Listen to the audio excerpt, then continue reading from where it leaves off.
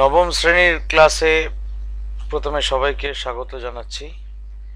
তোমাদের অষ্টম শ্রেণীর পর নবম শ্রেণীতে ভৌত বিজ্ঞানের যা সিলেবাস, তাতে পদার্থবিজ্ঞান অংশটির জন্য, বিশেষ করে ফিজিক্স পার্টটার জন্য এতদিন পর্যন্ত অঙ্ক কষতে হয়নি কিছু বিশেষ। এরপরে কিন্তু তো you have to calculate problems, you have to calculate the solution to the problems. তো যাকে সেটা যখন আসবে তখন বলে দেব। একটা কথা মনে রেখো যে 9-10 আগে এই দুটো ক্লাস মিলিয়ে মাধ্যমিক পরীক্ষা হতো, এখন কেবলমাত্র ক্লাস 10-এর সিলেবাসে মাধ্যমিক পরীক্ষা হয়। তবুও এই 9 থেকে যা যা শিখবে সেগুলো 11-12-এ সব কটাই আছে এবং আরেকটু বিস্তৃতভাবে আছে, এবং ভবিষ্যৎ জীবনে এই টপিকগুলো কিন্তু প্রত্যেকটাই কাজে লাগে যদি এই নিয়ে তোমরা আরো এগোতে চাও। অন্য যে বিষয় নিয়ে এগোলে আর প্রয়োজন পড়বে না, কিন্তু যদি এই বিষয় নিয়ে আরো এগোতে চাও, সেটা ইঞ্জিনিয়ারিং ফিল্ড হতে পারে বা মেডিকেল ফিল্ডেও অনেক সময় এই ধরনের পদার্থবিজ্ঞান বা রসায়ন বিজ্ঞান, কেমিস্ট্রি বা ফিজিক্সের জিনিসপত্র, কেমিস্ট্রি তো তোমার বিশেষ করে মেডিকেল ফিল্ডে প্রচণ্ড পরিমাণে দরকার হয়। মেডিসিনের বিভিন্ন যে রিয়াকশন আমাদের শরীরে হয় সেইগুলো এক্সপ্লেন করার জন্য। তো যাকে আমরা অত দূর এখন নাও ভাবলেও চলবে, আমরা গোড়ার কথাটা ভাবি। সেটা হচ্ছে যে আমাদের প্রথম যে চ্যাপ্টারটা আমাদের পড়তে হবে সেটা হচ্ছে ইউনিটস অ্যান্ড মেজারমেন্টস।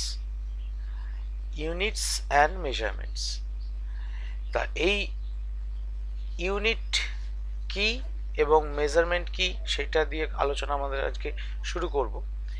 তার আগে আমরা একটা জিনিস প্রশ্ন করি আমি আগে একটা, সেটা হচ্ছে যে মেজার কাকে করা হয়, হুইচ ক্যান বি মেজার্ড, কাকে মেজার করা যায়, যে কোনো জিনিসকে মেজার করা যায়।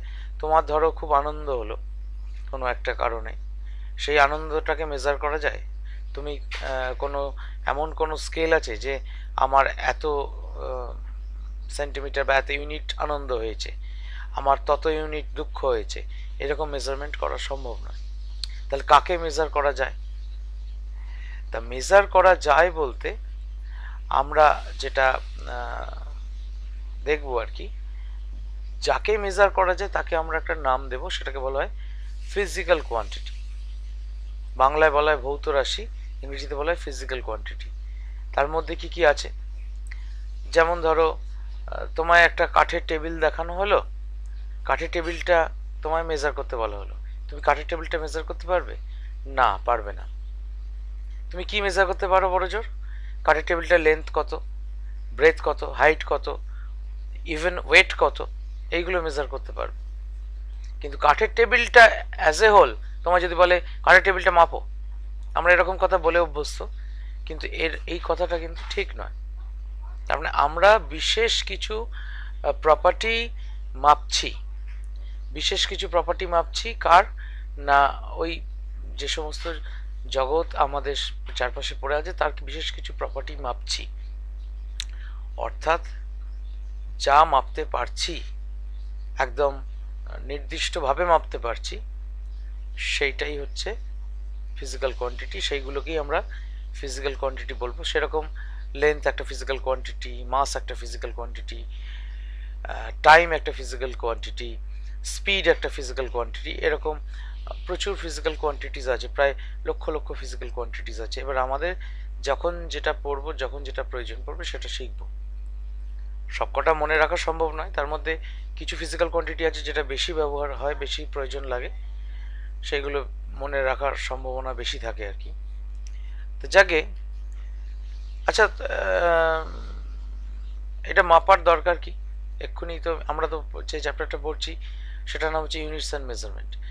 মেজারমেন্ট কথাটা মানে হচ্ছে মাপা বা কোনো টু মেজার সামথিং। তাই যদি হবে তাহলে মাপার দরকার কি? What is the utility to measure something? মেপে আমার লাভ কি হবে? তুমি ধরো দোকানে গেলে, দোকানে গিয়ে তোমার চাল কিনবে, তুমি দোকানদারকে গিয়ে বললে কাকু আমার এতটা চাল দিন তো, এই এতটা কতটা, তার কোনো মাপ নেই। তোমার হাত ছোট, তোমরা ছোট এখনো, তোমার হাতে যতটা এরকম ভাবে চাল ধরবে, আমি যদি এর ভাবে গিয়ে বলি, আমার হাতটা যেহেতু বড় হয়ে গেছে এখন, আমার হাতে তাহলে আরো বেশি চাল ধরবে। তাহলে আমি বোঝাতে পারলাম না, আমি কতটা জিনিস চাইছি আমি বোঝাতে পারলাম না। আমি বাজারে গেছি, বাজারে গিয়ে আমি দোকানে গেছি, দোকানে গিয়ে আমি আমার, ধরো আমার ছেলের জামা কিনবো, ধরো ছেলের জামা কিনতে গিয়ে ছেলেকে নিয়ে যাইনি, আমি গেছি, আমি দোকানদারকে বললাম একটা আমরা সেটা 8 বছরের না ছেলেদের জামা দেখান তো। মেজার করার দরকার কি, মেজারমেন্টের প্রয়োজনীয়তা কি, এটা আমাকে আগে বুঝতে হবে। যেটা আমি উদাহরণ দিয়ে বোঝাচ্ছিলাম যে আমি দোকানে গিয়ে আমি জামা কিনবো, আমি আমার ছেলের জামা কিনবো, আমি দোকানে গিয়ে বললাম 8 বছর বয়সী একটি ছেলের জামা দিন। এবার 8 বছর বয়সী ছেলের জামা বিভিন্ন হতে পারে, কারণ কেউ ধরো ছোট রোগা, কেউ আবার একটু স্বাস্থ্যবান লম্বা। তাহলে 8 বছর বয়সী সমস্ত পৃথিবীর ছেলের জামার সাইজ নিশ্চয়ই এক হবে না। তাহলে অ্যাকিউরেটলি যদি আমার ছেলের মাপের জামা কিনতে হয়, তাহলে আমাকে কি করতে হবে, যে ওর যে জামা পরে সেই জামার একটা মাপ ফিতে দিয়ে আমায় মেপে নিয়ে যেতে হবে। ধরো ছাতিটা মেপে নিয়ে যাওয়া হলো, ঝুলটা মেপে নিয়ে যাওয়া হলো, হাইট এবং চেস্ট যেটাকে বলা হয়, এই দুটোকে মেপে নিয়ে যাওয়া হলো। মেপে নিয়ে গিয়ে দোকানদারকে বললাম এই ছাতি হয় যেন আর এই ঝুল হয় যেন, এরকম মাপের জামা দিন। উনি যে জামা বার করলেন, আমি আমার কাছে যদি ফিতে থাকে আমি মেপে নিয়ে আরেকবার দেখে নিলাম যে হ্যাঁ ঠিক আছে মাপ, বা যদি ভুল থাকে তাকে বললাম যে পাল্টে দিন, এই এই মাপের দিন। সেক্ষেত্রে আমি একদম অ্যাকিউরেটলি যে জিনিসটা আমার দরকার সেই জিনিসটা আমি দোকান থেকে কিনে আনতে পারবো, আমাকে বারবার যেতে হবে না। বুঝতে পারছো? আর কি মেজার করার উপযোগিতা কি, আমি একটা ঘটনার কথা বলি। ধরো 3টে বালতিতে জল নিয়েছো, হাফ বাকেট করে, আধ বালতি করে জল নেওয়া হয়েছে। একটা বালতিতে জলটা একটু গরম, একটা বালতিতে বরফ দেওয়া আছে, মানে বরফ জল। তাহলে একটা বালতির জল ঠান্ডা, একটা বালতির জল গরম, আর একটা বালতির জল নর্মাল টেম্পারেচারে রাখা আছে।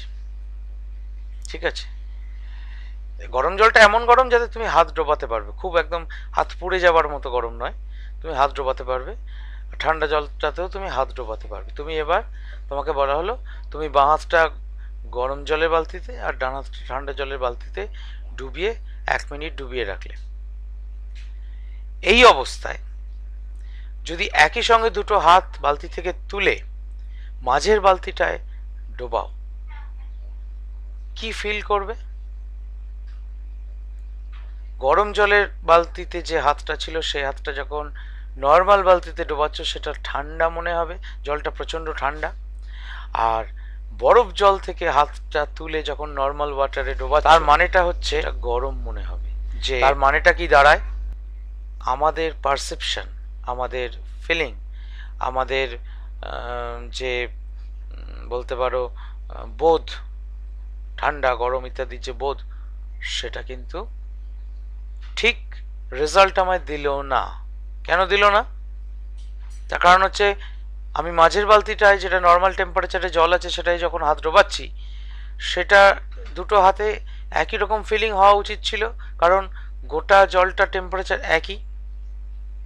কিন্তু গরম জলে বালতি থেকে এনে হাত ডোবালে ঠান্ডা লাগছে, ঠান্ডা জলে বালতি থেকে এনে হাত ডোবালে গরম লাগছে। তাহলে আমরা আমাদের সেন্সেস, মানে আমাদের যে ইন্দ্রিয়, সেই দিয়ে যখন আমরা কোনো একটা জিনিসকে বিচার করি, সেই বিচারটা সবসময় ঠিক হয় না। এর জন্যই দরকার কি মেজারমেন্ট। মেজারমেন্টে কি ঠিক হবে না, তুমি যদি একটা থার্মোমিটার ঠান্ডা জলের বালতিতে রাখো, একটা থার্মোমিটার গরম জলের বালতিতে রাখো, তারা ওই বালতি টেম্পারেচার মেপে দেবে। আবার দুটো থার্মোমিটারকেই তুলে যদি তুমি ওই মাঝের বালতিটায় রাখো, সে আবার দুটো থার্মোমিটার তখন একই রিডিং শো করবে, এবং সেটা হচ্ছে মাঝের বালতির যে নর্মাল রুম টেম্পারেচার সেটা শো করবে। তাহলে মেজার করতে যদি পারি সঠিক যন্ত্র দিয়ে, তাহলে কিন্তু আমাদের ধারণা বা বলো যে কোনো একটা জিনিস সম্বন্ধে জ্ঞান, সেটা পারফেক্ট হবে। আমরা কিন্তু তাছাড়া কেবলমাত্র আমাদের সেন্সেসের দ্বারা, আমাদের বোধের দ্বারা আমরা কিন্তু সবসময় ঠিক ধারণা করতে পারি না, এই জন্যই মেজারমেন্টের দরকার। এবার মেজারমেন্ট কাকে করতে পারি সেটা আলোচনা করেছি, ফিজিক্যাল কোয়ান্টিটি। ফিজিক্যাল কোয়ান্টিটি কাকে বলবো? যা মাপা যায় তাই ফিজিক্যাল কোয়ান্টিটি। যা মাপা যায় না সেগুলো আমরা ফিল করি, কিন্তু কি বলে সেটা ফিজিক্যাল কোয়ান্টিটি নয়। যেমন কারোর উপর রাগ হয়েছে তোমাদের, সে রাগটা কতটা হয়েছে মাপার কোনো রাস্তা নেই। এত ইউনিট রাগ হয়েছে, ওরে বাপরে, বা এত ইউনিট আনন্দ হয়েছে, সেটাও মাপা সম্ভব নয়। তো যাই হোক, তাহলে আমরা যেটা মাপতে পারি সেটাই হচ্ছে ফিজিক্যাল কোয়ান্টিটি। এইবার মাপার জন্য কি চাই? We need an yardstick. Yardstick কাকে বলে? মাপকাঠি, সহজ কথায় বলতে গেলে। মাপকাঠি বিভিন্ন রকমের হতে পারে। যেমন ধরো আমরা ধরো বাগানে আমি গাছ বসাবো, ফুল গাছ বসাবো, গাঁদা ফুল গাছ, শীতকালে গাঁদা ফুলের গাছ। আমি কি করলাম, কি করি, অনেকেই করি আমরা, এটা খুব কমন প্র্যাকটিস, যে ধরো আমার ফুল গাছগুলো তো একদম গায়ে গায়ে পুঁতে দিলে তো গাছগুলো বাড়বে না ঠিক মতো, তাদের মধ্যে একটা গ্যাপ দরকার। এবার গ্যাপটা আন্দাজে আন্দাজে করলে দেখতে খারাপ লাগবে, কোনো গাছ দুটো একটু কাছে হয়ে যাবে, কোনো গাছগুলো সমান দূরত্বে বসাবার জন্য আমরা একটা লাঠি হয়, সেই জন্য আমরা একটা লাঠি, এই লাঠিটার মাপ নিই। অর্থাৎ এখানে একটা গাছ বসালাম, এইখানে আর একটা গাছ বসালাম, তারপরে আবার একটা লাঠির মাপ নিলাম, এরম জায়গায় একটা গাছ বসালাম। অর্থাৎ তাহলে দেখতে পাই যে গাছ দুটো গাছের মধ্যেকার যে দূরত্ব প্রত্যেকটার ক্ষেত্রে সেটা সমান হচ্ছে, এবং গাছগুলো যখন বড় হয় দেখতে সুন্দর লাগে। তাহলে এই লাঠিটাই তখন সেখানে মাপকাঠি, মেজারমেন্ট করার জন্য ইয়ার্ডস্টিক আমার। এই ইয়ার্ডস্টিক থাকলে আমি কতটা দূরত্বে গাছ আছে আমি বুঝতে পেরে যাব। এবার তোমার বন্ধু, সেও এরকম গাছ পুঁততে ইচ্ছা করছে তার, সে বলল যে আচ্ছা এই গাঁদা গাছ বসাবো, কতটা দূরে দূরে বসালে ভালো লাগবে বলতো দেখতে? বললে এই বসাস না, এরকম এতটা করে তফাৎ দিবি। তুমি তাকে বোঝাতে পারলে না, কিন্তু সেই এতটা সেটা এরমও হয়ে যেতে পারে, এরমও হয়ে যেতে পারে, কারণ হাতের মধ্যে দূরত্বটা খুব সহজেই পরিবর্তনশীল। তোমার হাতের কাছে ওই যে লাঠিটা দিয়ে তুমি পুঁতেছো, সেই লাঠিটা হয় ফেলে দিয়েছো, না হলে কোথায় রেখেছো দেখতে পাচ্ছ না, বা বন্ধুর সঙ্গে যখন দেখা হলো রাস্তায় সেখানে ওই লাঠিটা তো তোমার হাতে নেই, তুমি তাহলে তাকে ওই লাঠিটা দেখিয়ে দিয়ে বলতে পারতে এই লাঠিটার যা দৈর্ঘ্য লেন্থ, সেই লেন্থ বরাবর বরাবর পুঁতেছি আমি, সেই লেন্থ গ্যাপে গ্যাপে। তাকে তুমি বোঝাতে পারলে না। কেন বোঝাতে পারলে না? তুমি তো ইউনিট ব্যবহার করেছো, হিয়ার ইজ ইউর ইউনিট, এটাই তো, এই লাঠিটাই তো ছিল ইউনিট, তা সত্ত্বেও কেন বোঝাতে পারলে না? তার কারণ হচ্ছে ওটা কোনো স্ট্যান্ডার্ড ইউনিট নয়। স্ট্যান্ডার্ড ইউনিট না থাকার অসুবিধা কি? না, স্ট্যান্ডার্ড ইউনিট না থাকার অসুবিধা হচ্ছে আমি যেটা নিজে বুঝতে পারছি সেটা আরো 5 জনকে বোঝাতে গেলে এমন ইউনিট আমাকে বাঁচতে হবে যে ইউনিটটা সবাই এক ডাকে চিনে নেবে বা বুঝে নেবে। তাহলে এই জন্য প্রয়োজন হচ্ছে স্ট্যান্ডার্ড ইউনিট। সারা পৃথিবীর লোক যেন এই ইউনিট লেন্থ বলতে কতটা লেন্থ বোঝায় সেটা যেন সবাই একই রকম মাপকে বোঝে। অর্থাৎ আজকে ধরো আমি সারা বিশ্বে বিভিন্ন দেশের সঙ্গে বিভিন্ন দেশের ব্যবসায়িক যোগাযোগ হচ্ছে, ধরা যাক একটা যন্ত্র তৈরি হচ্ছে, একটা মোটর গাড়ি তৈরি হচ্ছে কোথাও একটা, সে মোটর গাড়ির কোনো একটা পার্টস বিদেশ থেকে আমদানি করা হয়, দামি মোটর গাড়ি। এইবার মোটর গাড়ির বেশি পার্টসটা ধরো, বেশি অংশটা ভারতবর্ষে তৈরি হচ্ছে, আর কিছু দু একটা পার্টস যেটা অন্য দেশ থেকে ইম্পোর্ট করা হচ্ছে সেই দেশের কারখানায় তৈরি হচ্ছে। আমাদের এখানে তৈরি করার হয়তো খরচ বেশি পড়বে, বা যাই হোক পরিকাঠামো নেই, বা ইত্যাদি ইত্যাদি, যাই হোক না কেন। তো এবার ওই যে পার্টসটা আমি বানাতে অর্ডার দেব, সেই পার্টসটা এনে তো আমার মোটর গাড়িতে, ভারতের তৈরি এই মোটর গাড়িতে ফিট করতে হবে।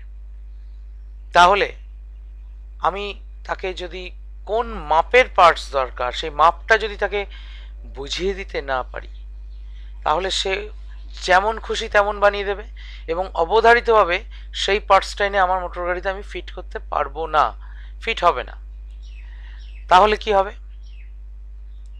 তাহলে যেটা সমস্যা হবে, আমার পারপাস সার্ভ করবে না। তাহলে আমাকে এমন একটা স্ট্যান্ডার্ড ইউনিটের সাহায্যে বোঝাতে হবে যাতে করে আমি সেই ইউনিটটাকে যা বুঝি ওই বাইরের দেশের যে কারখানা তারাও কিন্তু যেন তাই বোঝে। অর্থাৎ আমি যে ইউনিটে লেন্থ, ব্রেথ, হাইট ইত্যাদি মাপবো বা অন্যান্য প্যারামিটার্সগুলো মাপবো, তারাও যেন সেই প্যারামিটার্সগুলো সম্বন্ধে জানা থাকে তাদের, এবং তারাও যেন সেই মাপেই তৈরি করে। ধরো আমি হয়তো বললাম 17.2 সেন্টিমিটার লেন্থ হবে, 13.7 সেন্টিমিটার ব্রেথ হবে, ইত্যাদি বলে দিলাম। তারাও যেন সেই মাপটা সেন্টিমিটার কতটা তাদের যেন জানা থাকে, এবং তাদের কাছে সেন্টিমিটার মানে যতটা, আমার কাছেও সেন্টিমিটার মানে ততটা। এবার তারা ওই মাপ, তাকে আমায় কিন্তু কিছু বলতে হলো না, ওই মাপটা দিয়ে দিলাম, ওই মাপ অনুযায়ী তৈরি করে নিল, তৈরি করে আমায় পাঠালো। আমি দেখলাম হ্যাঁ সুন্দর, আমার গাড়িতে ফিট করে গেছে। তাহলে স্ট্যান্ডার্ড ইউনিটের জরুরি মানে এ হওয়া জরুরি কি? এত দূরের কথা ভাবতে হবে না, আরো সহজ কথায় ভাবি। ধরো টেলারের কাছে তুমি জামা তৈরি করেছো, টেলারের কাছে জামা তৈরি করেছো, এক টেলারের কাছে জামা তৈরি করেছো। এবার তিনি তো, তার কাছে তো অনেক খরিদ্দার আসেন, তার কাছে অনেক কাস্টমার আসেন। তাহলে এত লোকের জামা কি সাইজের বানানো হবে তার মনে রাখা সম্ভব নয়। এইবার তিনি করেন কি, তিনি একটা স্কেল ব্যবহার করে বা ফিতে ব্যবহার করে তোমার মাপ নেন বা তোমার একটা স্ট্যান্ডার্ড জামার মাপ নেন। এবার তিনি হয়তো নিজে সবসময় কাজ করছেন না, তার বিভিন্ন কর্মচারী আছে, তাদেরকে হয়তো দায়িত্ব দিচ্ছেন। অনেক প্রচুর কাজের চাপ থাকলে একা পক্ষে সম্ভব হয় না। এবার সেই কর্মচারীকে তিনি কি বোঝাবেন? তার কাছে যদি ওইরকম স্ট্যান্ডার্ড ইউনিটের কোনো মাপ থাকে, এত ইঞ্চি বা এত সেন্টিমিটার, সেক্ষেত্রে সেই মাপটা তিনি তার কর্মচারীকে দিয়ে দিতে পারবে, এবং কর্মচারীও সেই মাপ অনুযায়ী জামাটা ঠিকঠাক তৈরি করে দেবে। তাহলে সেন্টিমিটার বলো, ইঞ্চ বলো, এই মাপগুলো একজন মানুষ যা বুঝছেন অন্য মানুষও যেন ঠিক তাই বোঝেন। যদি আলাদা রকম বোঝেন তাহলে কিন্তু মুশকিল হয়ে যাবে। তাহলে এই জন্যই স্ট্যান্ডার্ড ইউনিটের প্রয়োজন। তা এই স্ট্যান্ডার্ড যখন প্রথম তৈরি হয় তখন ধরো পৃথিবীর সমস্ত দেশের সঙ্গে সমস্ত দেশের তো এত যোগাযোগ ছিল না। কি হলো না, বিশেষ করে ওই ফ্রান্স এবং ইংল্যান্ডের মধ্যে একটা রেষারেষি ছিল। এই রেষারেষি থাকার কারণে ফ্রান্সের লোক যা ইউনিট ব্যবহার করত, ব্রিটেনের লোকেরা সেই ইউনিট ব্যবহার করতো না। ফলে যেটা দাঁড়ালো, তখনকার দিনে, আজ থেকে অনেক বছর আগে, পৃথিবীর মধ্যে ফ্রান্স এবং ইংল্যান্ড এই দুটো দেশ খুব ডেভেলপড কান্ট্রি ছিল, এবং এরা বিভিন্ন দেশে কলোনিয়াল রুল তৈরি করেছিল, উপনিবেশ স্থাপন করেছিল, জানো তোমরা। ফলে এদের কথাই সারা পৃথিবীর লোক মোটামুটি শুনতো, এবং half of the world British কলোনির আন্ডারে ছিল, half of the world French কলোনির আন্ডারে ছিল। ভারতবর্ষেও কিছু কিছু অংশ ছিল ফ্রেঞ্চ কলোনির আন্ডারে। তা ফ্রান্সে লেন্থের যে ইউনিটটা তৈরি হলো সেটা হচ্ছে সেন্টিমিটার। ব্রিটেনে ব্রিটিশরা যেটা তৈরি করলো লেন্থের ইউনিট হচ্ছে ফুট। ফুট ওয়েট বলবো না, মাস মাপার জন্য, ভর মাপার জন্য ব্রিটেনে ইউজ হলো পাউন্ড। পাউন্ড টাকারও একটা ইউনিট। তাছাড়াও পাউন্ড তোমার মাসেরও ইউনিট হয়। পাউন্ড যেমন বাবা মাকে জিজ্ঞাসা করবে, আগেতে পাউরুটি কিনতে গেলে বা কেক কিনতে গেলে পাউন্ডে ওজন হতো, পাউন্ডে বলতে হতো যে 1 পাউন্ডের পাউরুটি, হাফ পাউন্ডের পাউরুটি।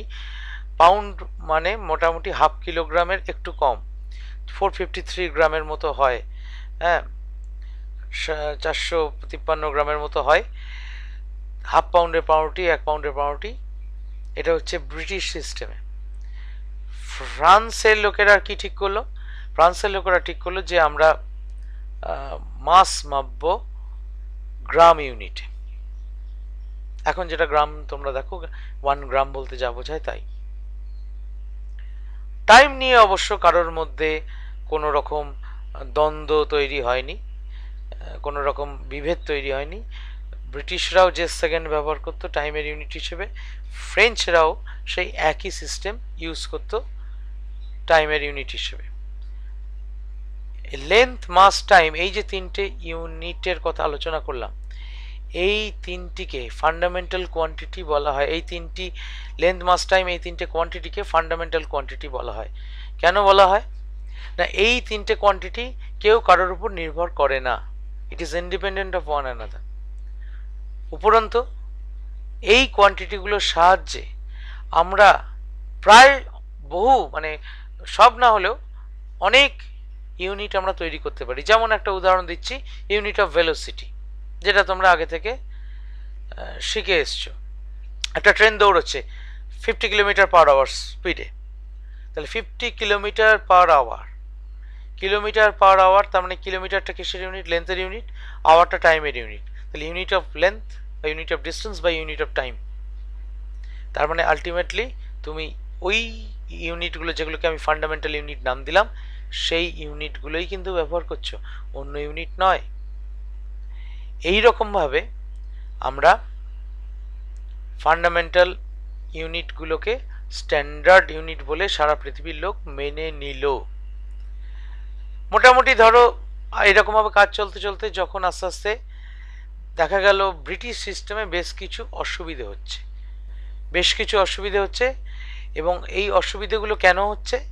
প্রধান কারণ হচ্ছে ফ্রেঞ্চ সিস্টেমের একটা সুন্দর দিক হচ্ছে যে ফ্রেঞ্চ সিস্টেমে লোয়ার ইউনিট থেকে হায়ার ইউনিটে যেতে গেলে কেবলমাত্র 10 দিয়ে মাল্টিপ্লাই করলে বা 10 দিয়ে ডিভাইড করলেই কাজ চলে যায়। কীরকম না, 1 কিলোগ্রাম ধরো আছে, বা 1 গ্রাম আছে, সেটাকে তুমি সেন্টিগ্রামে নিয়ে যাবে, 100 দিয়ে মাল্টিপ্লাই করলে 100 সেন্টিগ্রাম হলো। মিলিগ্রামে নিয়ে যাবে, লোয়ার ইউনিট নিয়ে যাচ্ছ, 1000 দিয়ে মাল্টিপ্লাই করলে 1000 মিলিগ্রাম হলো। তাহলে বুঝতে পারছো 10 বা 10-এর মাল্টিপল, বা 10 বা তোমার 100 বা 1000, এইগুলো দিয়ে মাল্টিপ্লাই করা বা ডিভাইড করা অপেক্ষাকৃত অনেক সহজ কাজ, হিসেবে সুবিধা হয়। Just you have to shift the decimal point, decimal পয়েন্টটা সরিয়ে দিলেই আমার গুণভাগের কাজ শেষ হয়ে যায়।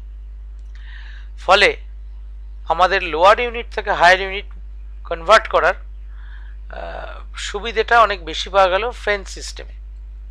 কিন্তু এই ব্রিটিশ সিস্টেমে কিন্তু সেরকম ব্যবস্থা ছিল না, উদ্ভট সব ব্যবস্থা ছিল। যেমন ফুট বললাম তোমাকে লেন্থের ইউনিট, এই ফুটকে যখন আরও সাব ইউনিটে ভাগ করা হতো সেটাকে বলা হতো ইঞ্চ। 12 ইঞ্চেস মেক্স 1 ফুট, 12 ইঞ্চিতে 1 ফুট হয়। তাহলে বুঝতে পারছো 12 দিয়ে মাল্টিপ্লাই করা, ডিভাইড করা, তখনকার দিনে ক্যালকুলেটর ছিল না, খুব সহজ কাজ নয়। আবার নেক্সট হায়ার ইউনিট হচ্ছে ফুটের ইয়ার্ড বলা হয়, বাংলায় বলা হয় গজ।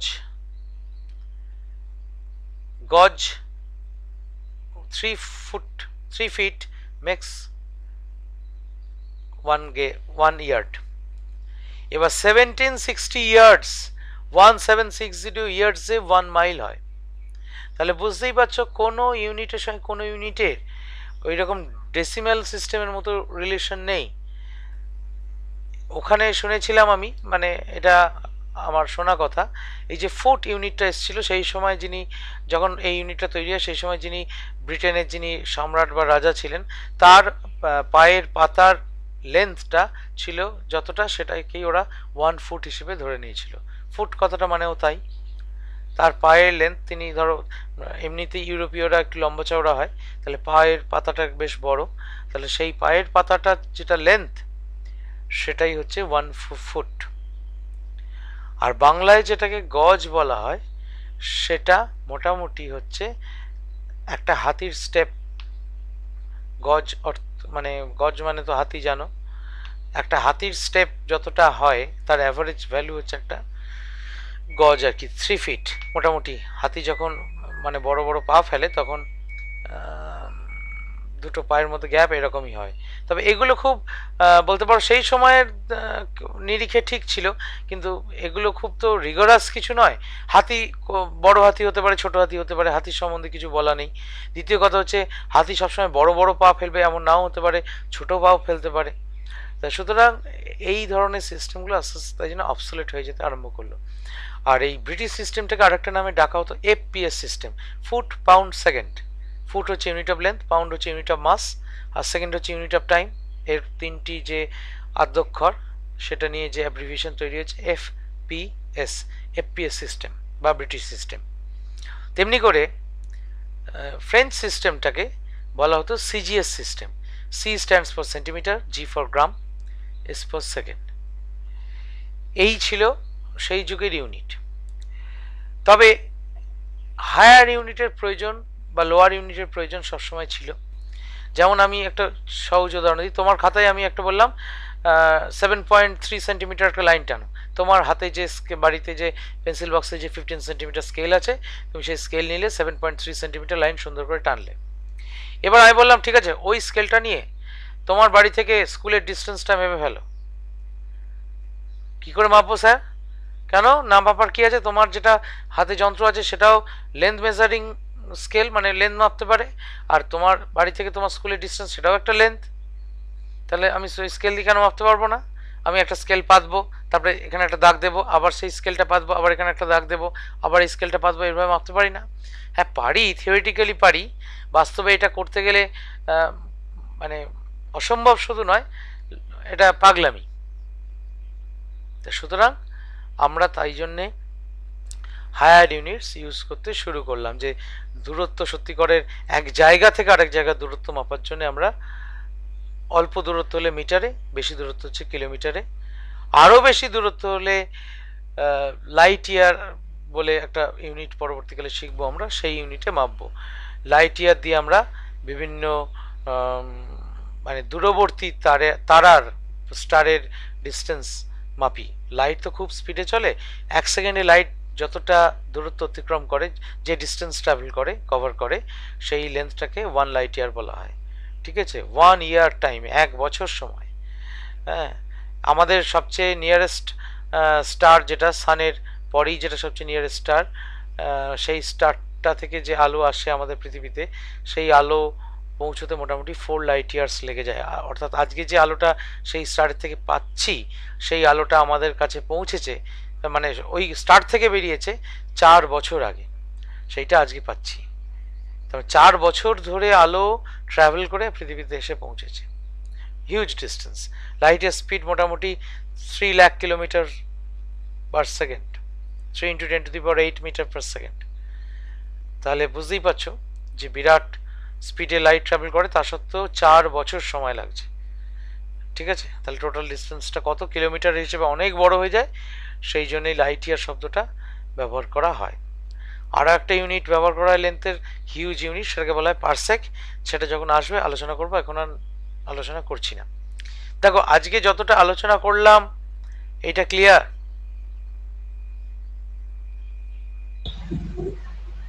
হ্যাঁ স্যার।